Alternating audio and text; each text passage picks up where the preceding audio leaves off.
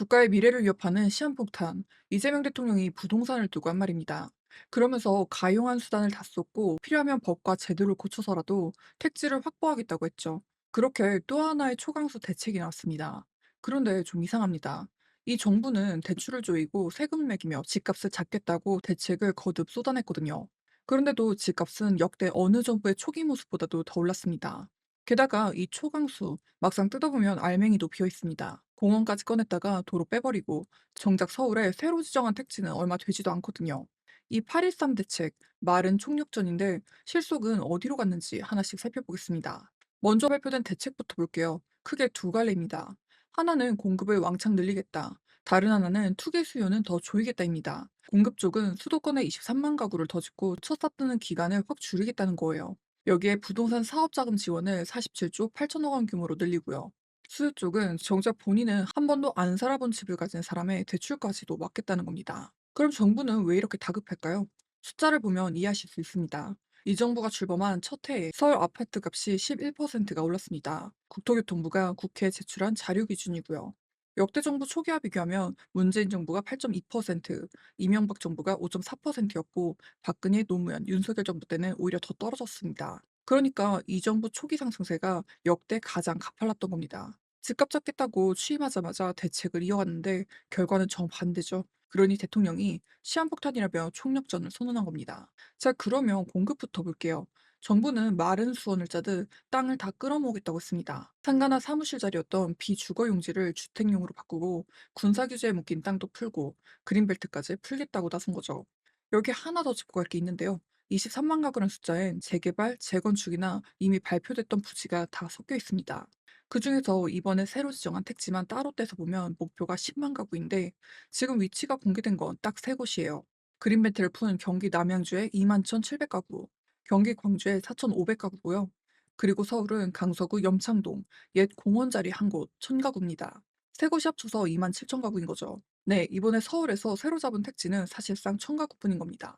나머지 7만 가구가 넘는 물량은 어디에 지을지 아직 밝히지도 않았고요. 그래서 발표 직후부터 재탕에 속빈강정이라는 비판까지 쏟아졌습니다. 국민의힘 원내대표는 정부가 150만 가구 넘게 공급하겠다고 자랑하지만 그중 135만 가구는 작년에 이미 발표한 LH 공공주택 계획을 재활용한 것이라면서 이렇게 재탕 발표의 눈속임용 숫자 노름으로 일관하면 아무리 좋은 대책이라도 신뢰를 잃을 수밖에 없다고 꼬집었습니다.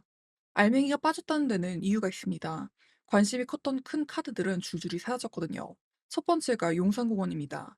용산공원은 원래 미군 기지가 있던 자리인데 반환받으면서 서울도심 한복판에 큰 공원으로 만들기로 한 땅입니다. 그런데 집 지을 땅이 급하다 보니 대책 발표 전에 이 용산공원 안 용산 어린이정원 부지까지 후보로 거론됐습니다. 그러자 서울시가 발칵 뒤집혔죠.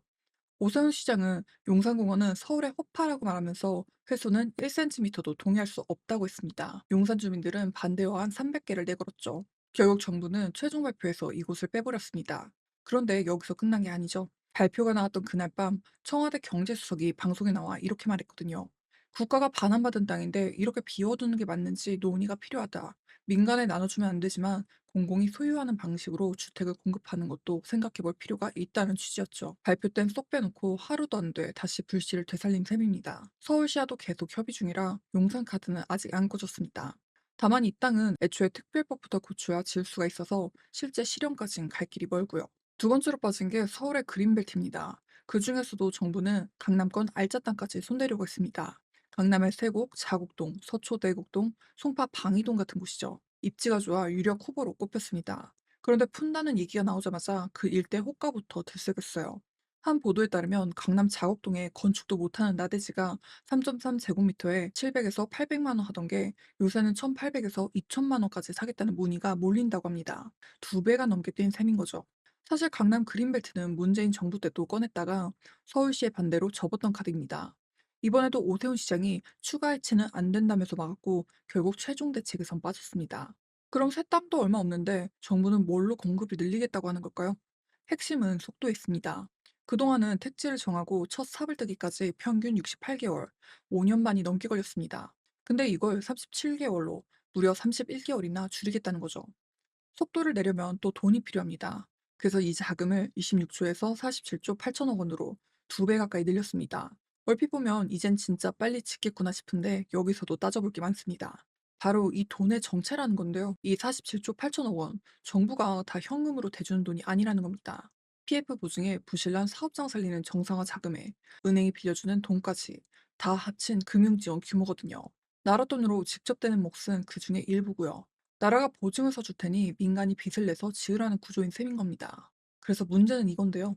보증이 이렇게 커지면 사업이 잘못될 경우 그 부담은 결국 공공으로 넘어올 수 있다는 겁니다. 공공주택을 짓는 LH도 재무 부담이 만만치가 않은데요.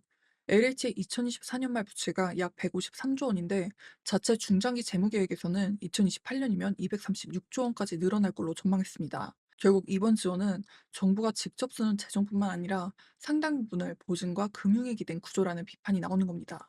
이번엔 반대쪽이죠. 수요를 조이는 대책을 한번 봐볼게요. 핵심은 비거주 1주택자의 전세 대출을 막는 겁니다. 무슨 말이냐면요. 수도권에 아파트가 있는데 본인도 배우자도 그 집에 한 번도 전입해서 살아본 적이 없는 사람이에요. 그 집은 남한테 세를 주고 자기는 전세 대출을 받아 다른 데서 살고요. 정부는 이런 경우를 사실상 투기로 받습니다. 반대로 과거에 잠깐이라도 그 집에 살았던 적이 있거나 가족한테 전세를 준 경우라면 규제 대상이 아니고요. 그래서 내년 27년 1월부터 이런 사람은 전세 대출을 새로 받거나 연장하기 어려워집니다. 전세 대출 보증 비율도 수도권은 80%에서 70%로 낮추고요. 금융당국 집계로 수도권에 집이 있으면서 다른데 전세로 사는 대출이 9조 원대에 이른다고 합니다. 취지는 갭 투자를 막겠다는 거죠. 그런데 여기서 또 다른 걱정이 나옵니다. 바로 세입자인데요. 시장에서는 이 규제가 집주인의 실거주를 유도하면서 오히려 세입자의 계약 연장이나 주거 이동에 부담을 줄 수 있다는 우려가 나오고 있습니다. 생각해보세요. 집주인이 대출 연장이 막히면 그럼 내가 들어가 살지 하게 되잖아요. 그러면 살던 세입자는 집을 비워줘야 하는 상황이 생길 수 있습니다. 실제로 집주인의 실거주를 이유로 계약 연장이 어려워졌다는 세입자들 사례가 나오고 있거든요. 문제는 나가려고 해도 갈 데가 없다는 겁니다. 게다가 전세 자체가 기해지고 있어요. 지난 6월엔 서울 전세값 주간 상승률이 0.35%로 12년 8개월 만에 가장 높았습니다. 서울은 시민의 절반 이상이 세입자인 도시고요. 광운대 부동산 법무학과 교수는 전월세 대책이 가장 시급한데 이번 대책에 그게 빠진 게 가장 아쉽다고 지적을 했습니다. 공급과 규제만 있는 게 아니에요. 이번 대책엔 청년을 위한 카드도 있었는데 이게 또 논란이 됐습니다. 이름이 청년 미래 보금자리론입니다. 내년 1월부터 나오는데 대상은 만 39세 이하고요. 생애 첫 집을 사는 청년입니다. 소득이 연 7천만 원 이하면 4억 원 이하의 집을 살 때 집값의 최대 80%까지 빌려줍니다. 2년간 6조 원 규모로 월세 내듯 원리금을 갚아 내 집을 마련하란 취지죠. 그런데 조건에 함정이 있습니다. 빌려주는 대상이 아파트가 아니라 빌라나 오피스텔 같은 비아파트로 한정됐거든요. 그러자 청년들이 발끈했습니다. 결국 청년은 빌라 오피스텔에서만 살라는 거냔 거죠. 실제로 한 조사에선 청년의 79.7%가 첫 집으로 아파트를 원한다고 답했는데 빌라 같은 비아파트를 자기 집으로 가진 청년은 4.5%밖에 안 됐습니다. 값이 잘 안 오르거나 되레 떨어질까 봐 꺼리는 겁니다. 논란이 커지자 금융당국은 비아파트에만 살라는 건 절대 아니다라면서 우선 2년간 운영을 해보고 호응이 좋으면 아파트를 포함하는 것도 검토하겠다고 해명을 했습니다. 사실 이런 대책이 처음도 아니었어요. 대책은 쉼없이 이어졌습니다. 세금도 무겁게 매겨졌고요. 근데 결과는 앞서 봤듯이 집값 폭등이었죠. 비판하는 쪽에선 이렇게 지적합니다. 대출을 막으면 매매 수요가 전세로 몰리고 전세값이 뛰면 집값을 자극하는 악순환이 생긴다는 겁니다. 규제 방향이 오히려 시장을 꼬이게 만들었던 거죠. 8.13 대책도 그 반복의 연장선이라는 시각이 많습니다. 그래서 이번엔 정부와 서울시가 정면으로 부딪혔습니다. 물론 오세훈 시장도 대책을 다 반대한 건 아니고요. 재개발, 재건축 규제를 일부 푼 거는 다행이라고 했죠. 하지만 서울시와 사전 협의도 없이 일방적으로 발표한 데는 깊은 유감이라고 했습니다. 지난 8월 3일에 나온 세금 대책부터 다시 검토해야 한다고 했고요. 실거주만 고집하면 국민의 이사갈 자유까지 막는다고도 지적했습니다. 게다가 등을 돌린 건 서울시만이 아닌데요. 발표 당일 열린여당 의원총회에서도 12명이 2시간 넘게 발언하며 우려를 쏟아냈습니다. 특히 이현희 의원은 지난 대선 때 세금으로 집값 안 잡겠다고 했는데 신뢰가 깨졌다면서 이대로 가면 서울 선거를 치를 수도 없다고 했죠. 정부가 여당 안에서도 확실한 지지를 못 받고 있는 겁니다. 그럼 정부는 할 말이 없을까요? 뭐 그렇진 않은데요.